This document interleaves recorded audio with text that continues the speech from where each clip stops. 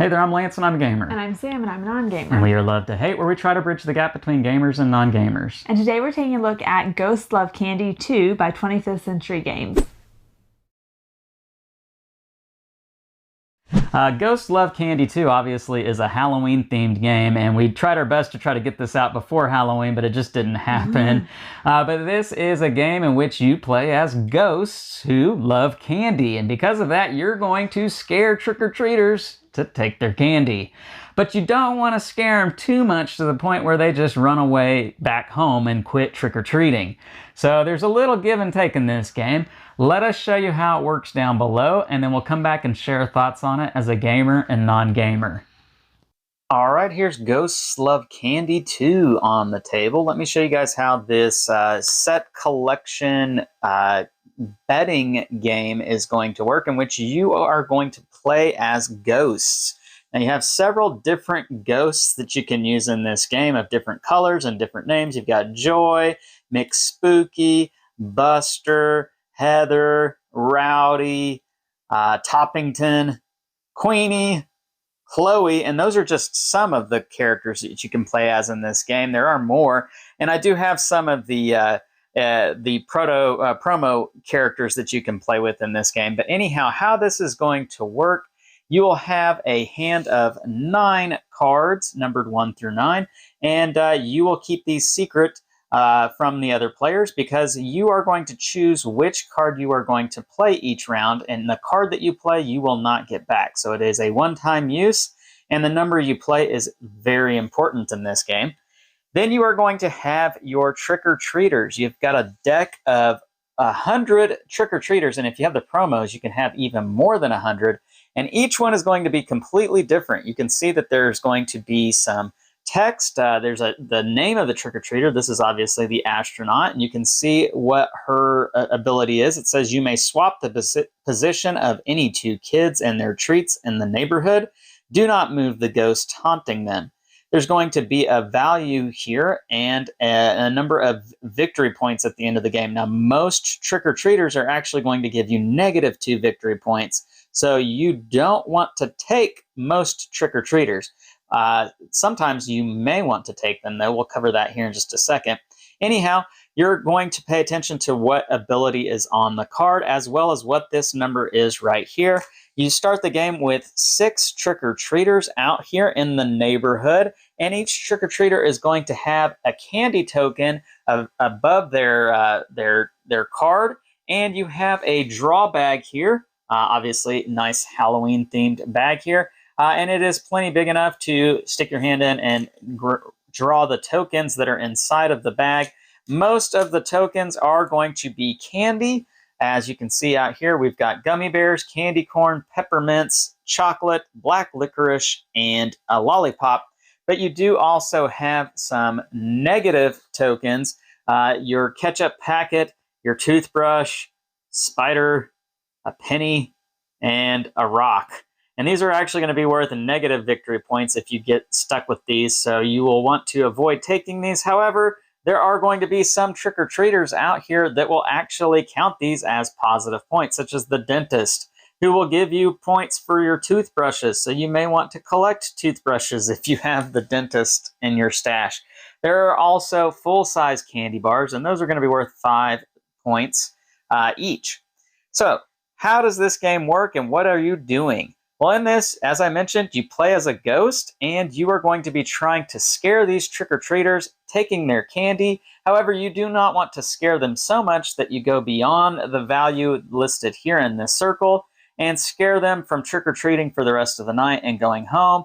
Otherwise, you will take these negative victory points in the bottom here if you are the person to trigger that. You do have a player aid, and the player aid is not just nice for listing out the rules on this side and showing you some icons, but on the back of the player aid, it actually shows you your favorite types of candies in this game. So this particular player really likes lollipops, but not gummies at all. You can see each one is different, and you are going to keep this hidden from the other players so nobody knows what you're going after, and you don't know what they are going after, but it's different for every player.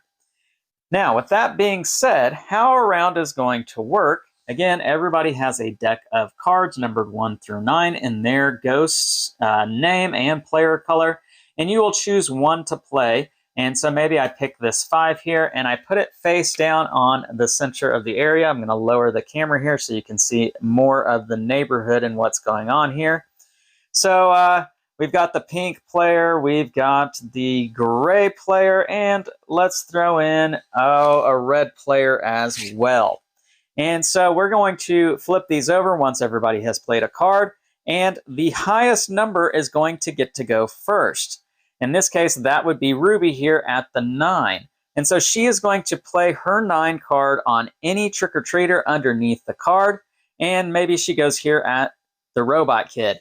Then she would take all of the tokens that are above the card here, which happens to just be the chocolate candy bar. But if there happen to be more, because tokens will pile up, if nobody comes to scare this trick-or-treater, we'll put out another token above all of the cards. And so there could be more than one token up here, but there also could be negative tokens above there too. And you would have to take all of the tokens. And then you would activate what is on the card here. So for Robot Kid, it says, after taking treats from the robot kid, move all the treats from any other kid in the neighborhood to him. So that's very powerful. He would get to take all of the treats to him. So that would be really nice to do, but that is what he does. Now, we would look at who has the next highest card, and it happens to be a tie between Sparkle and Beckett because they both played 5. Now, anytime you have a tie, both players who are involved in the tie, or all the players that are involved in the tie, they are going to cut the deck anywhere they want and look at the next card. We've got Secret Agent here, but you're going to pay attention to this number right here, and it is 66. Then the next player will do the same thing, cutting somewhere else in the deck, and we have 59. Whoever's got the higher number in the cutting of the deck, they are going to break the tie and get to do their action, placing their ghost wherever they would like. Now, you can place your ghost on the same spot that somebody has already visited. You just won't take any tokens. You still will activate the ability listed on the card. Now, in this event, if I were to do this, taking a look at the different numbers that have been played on this particular kid, we've got 9 and 5, and that equals 14, which is equal to or greater than the scare value on this trick-or-treater. Anytime you play the card that equals or exceeds the number on the trick-or-treater, then you have scared that trick-or-treater so badly that they have left trick-or-treating and they've gone home, and you have to take that kid into your stash. And that is going to be worth the points listed here, which, as I mentioned, will most likely be negative. However, there are instances in which they may score you positive points. Now, the Groovy Kid, he's a little bit different. When scared, you may place up to 3 kids from your stash face down under this card in your stash. And so he's going to give you points for the kids that you've scared previously, and you're not going to suffer the penalty on those because you're getting to put them face down under this card. So he's actually a really good one to get if you've scared a lot of kids prior to getting him. Now, anytime you've scared a kid and you've taken them into your stash, they're going to be replaced with a new kid with new abilities. As you can see, this is one of the promo cards here, the Dice Tower. How about that? And you will have 6 kids in the neighborhood at all times. And on that note, let's just look at these cards real quick, because these are the heart of the game, the heart and soul of the game. You've got so many different abilities on these guys. An ant, Thunder God, you can tell who that's supposed to be, Uncle Sam, Super Dude. So as you can see, it's not just the abilities listed on the card because they're all different. It's also the artwork and the humor that goes along with it. And a lot of these cards interact with one another. There's no way I could be able to show you all of these cards, but I do want to show you this last one here. It's my favorite, Teenager. No ability on this one. Just give me some candy already. Scare value of 1. This is my costume. I love that. But yeah, you have so much replayability with all of these cards in this deck. As you can see, there's a ton of them here. And you will play 9 rounds because you have 9 cards. Again, these cards are one-time use, so they go away. And any kids who weren't scared that round, they'll get more tokens put out on top of them, drawing from this bag. And after 9 rounds, you're going to count up your points, giving yourself points based off of what you like and the tokens that you've amassed. and your trick-or-treaters and the points that they give you or they take away. Whoever has the most points is the winner, and that is how you play Ghosts Love Candy 2. Let's go back up top and share thoughts on this one. And we're back, and now we're going to share our thoughts on Ghosts Love Candy 2 from a gamer and non-gamer's perspective. So Sam, this is a card game, but there's more to it than just the cards. You have these candy tokens. Overall impression seeing this out on the table, what'd you think?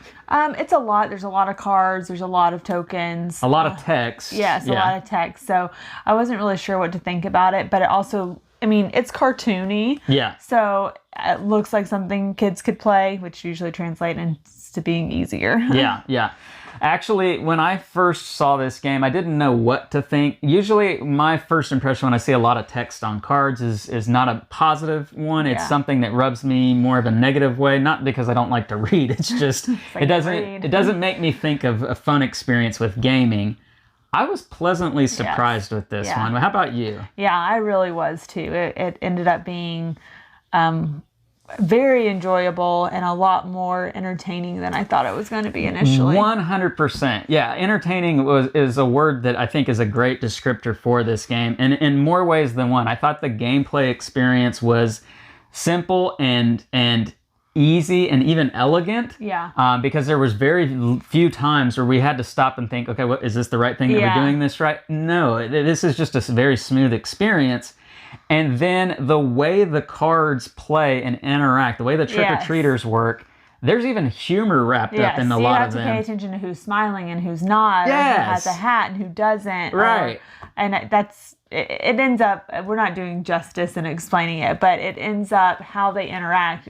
That's a big part of the game. Absolutely. And because there's so many trick-or-treaters, I think there's over 100 different trick-or-treaters. Yeah. You're never going to have two games be the same in this.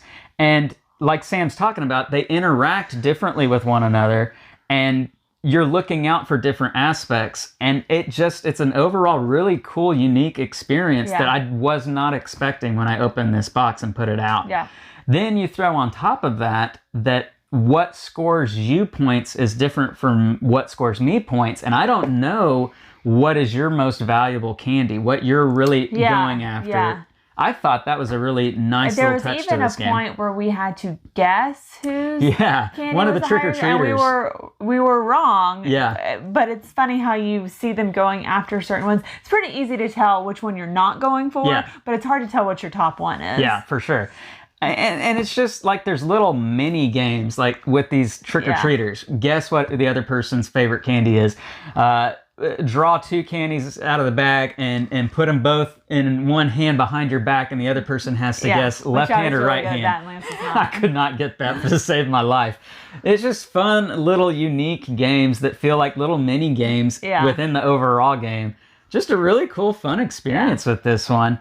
And I think the thing that I enjoy most about it is it never feels like it's something that would be too much for my kids to handle. Yeah. Or to kind of go the opposite direction, it's never something that I'm bored with because it's too simple and too straightforward. We just played it with the two of us, but it's definitely a game we play with our older too. Well, I took it to work, and I played it with a lot of people at work. Sorry, boss. I take games to work and play them. And the people I played it with at work, they really enjoyed it too. I mean, grown adults had a great time with this game, and they're not people who don't typically just play lots of board games. Yeah. They're just average people, and really had a good time with this one. Again, pleasantly surprised with it. So let's get to our pros and cons with this particular game. We've already mentioned a lot of things we like, but let's kind of put it in a streamlined list here. Sam, what were the things that really impressed you as a non-gamer with this game? I think the effort they put into all of the trick-or-treaters really comes through.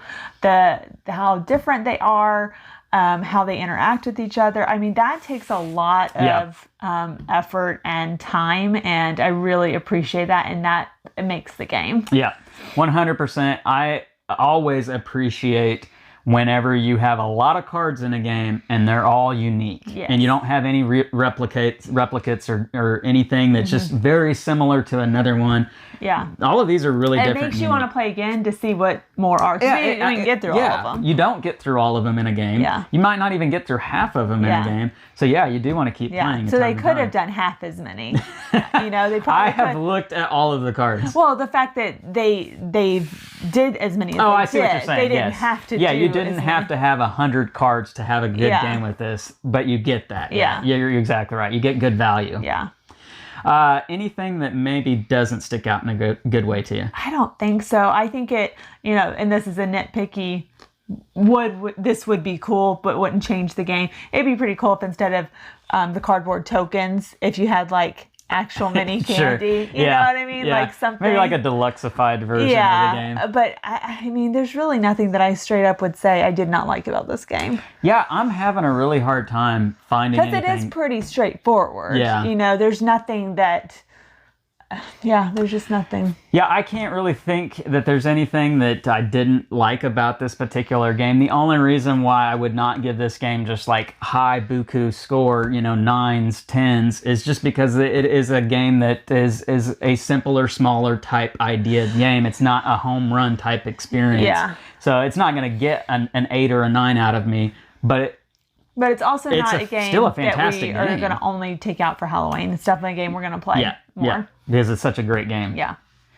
So speaking of scores, let's go ahead and get to our score on this one. Scale of 1 to 10, love to hate. Where's this one come in at? I'd probably give it an 8.5. Okay, so you are coming in high on it. I think it's a great game. It's a lot of fun. Yeah, I can't think of anything bad about the game. I really enjoy the experience. The only bad thing I think I could say is I wish I could see a lot of more of the cards in the course of a game because they're so good. But it is still an overall lighter game, and because of that, I won't give it a 9 or a 10, but I will give it a 7.9 because I really do enjoy the experience with it. I'm gonna be down to play this game no matter when. Doesn't have to be Halloween time of year, like Sam said. Really like this one, so 7.9 from me, and it is Ghosts Love Candy 2. It is from 25th Century Games. Check it out. Leave us some comments down below. Make sure to like and subscribe and push that bell button so you get notifications of all our new content. I'm Lance. I'm Sam. And we are Love to Hate, where we try to bridge the gap between gamers and non-gamers. We'll catch you next time.